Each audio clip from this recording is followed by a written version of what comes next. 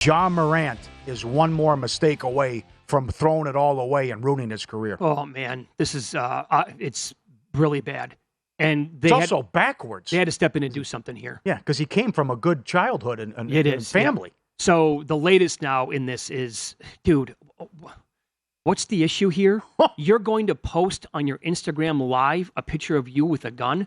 What is happening here? How does that go through your brain to say, I'm already going through this? They already think that I had my friends or whomever you want, whatever you want to call entourage? Sure. Yes. Circle of people. They're banned from the arena. With the infrared light or the laser light on the Pacers people. And you think this is a good idea with a 17-year-old kid playing a pickup game, and then you have a gun on Instagram Live? Like, dude, you can't... What? Is he at a strip club with his shirt off, too, and the women have clothes on? Yeah. That's the other thing about why is he have his shirt off? But you're right. You're on Instagram Live, and you're doing that, and you got...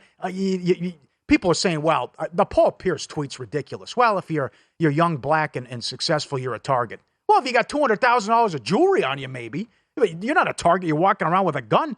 But your story you mentioned about the 17-year-old is nuts. And that's also backwards.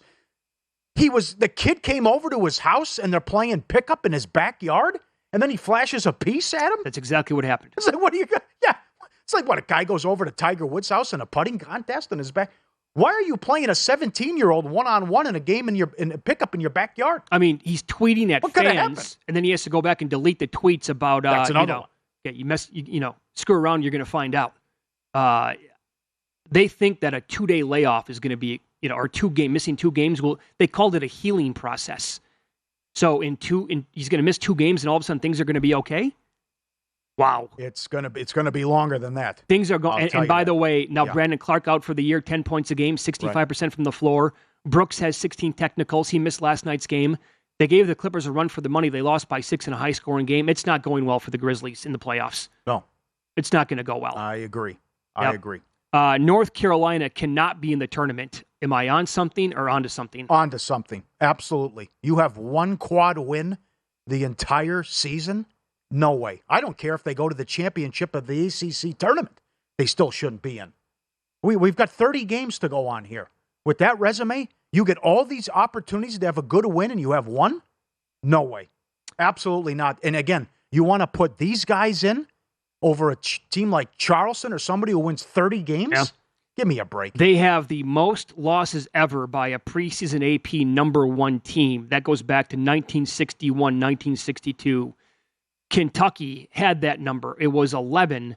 And guess what happened the year that Kentucky lost 11 games? They went to the national title game. That was very disappointing regular season. Don't reward mediocre teams. And that's what you'd be doing. No, you can't do that. Although I will say, Pauly, if they make a run to the ACC title game, I bet you they're going to be in. Yeah, that will pull them in. Yep. They will put them in. Texas A&M is currently seated on the 6th line. They need to be better than that. On something or onto something? A&M? Yeah. Yes. Onto something. We thought they beat Alabama, and they did. I think A&M can get hot and win 2-3 games in the tournament. That was the good coach. And the movement in that game, the market told you the wrong team opened up the favorite. Alabama opened up a small favorite. They probably shouldn't have. Although that was a coin flip game near the end, but really A&M was in control for most of it. Is that the best way to attack Alabama? Go against them every first half. That's 4 in a row now because the comeback's coming. But I think they're good. They'll be a big favorite in the quarters of the SEC, but I think maybe just go against them first half. Maybe. Am I on something or onto something? The Knicks can win the East.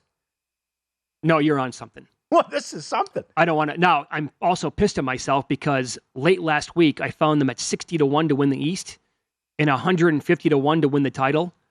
But even now they're down to like 30-1 to win the East. So right now, thinking that things won't change that much with the seeding in the East, they're going to have to go through Cleveland in the first round. Tough matchup. Then they'll, at this point, probably get the Bucks in the second round. Uh-huh. And then if they win that, they're looking at either the Celtics or the 76ers. They're playing a lot better than the Celtics, I'll tell you that. Well, they are, and they won last night in double overtime. The East is loaded. But that's the path. But what a streak here, this winning streak. Brunson didn't even play, and they beat Boston. Yeah, Randall's playing out of his mind. Yep. Barrett had a good game last night. Yes, he did. So they're the hottest. Now that the Bucks in terms of like winning streaks. What are they? Is it 9 straight? Yeah. For the Knicks? I still no. What a story, though. I mean, it's an awesome story. Everyone, Dolan's a goofball. They don't know what they're doing. Why didn't you get Durant and Kyrie? They're one move away. They get one star. They're going to be a force. And to go back to what we said about 40 minutes ago about Emmanuel Quickley winning the Sixth Man of the Year, to me, it's a lighter version of what happened last year when a bunch of us were on Jaren Jackson, and the odds came down from 500 to 1 to where he was at. He almost won the award. But Jackson was, in my opinion, much more of a legit chance or a contender to win last year than Quickley should be right now to win Sixth Man of the Year. And he's favored today, which I think is just completely preposterous. Am I on something or onto something? The next 2 months might be better than the football season. On something. No. We love March Madness, but it is the only sporting event that people lose interest as it goes on. So certainly the first 4 days are awesome, and championship week is great, but it's to the point now where the last few years, the wrong teams are getting knocked out.